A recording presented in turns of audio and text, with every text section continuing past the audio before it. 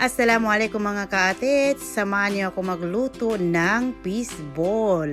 Kasi nag-crave ako kanina ng fishball. So ito na siya, titikman ko na siya, ang fishball ni ka-atits nyo.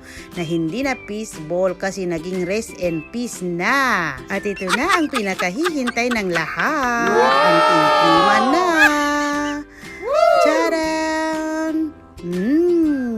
Yummy! Simple lang naman mga ka-atits ang ginawa ko dyan kasi pinaghalo-halo ko lang naman ang harina, carrots, sibuyas, bawang, paminta, asin, at saka Maggi cube. Muntikan ko nang makalimutan, yung green onion. Tara, painit na tayo ng kalan. Sige, ibuhos na natin ang oil. At pagkatapos, ipapakita ko naman sa inyo ang sausawan ng fishball ko. Ayan, ready na siya. Dito naman sa sausawan ko, ang inigisa ko lang dyan, sibuyas, bawang, toyo,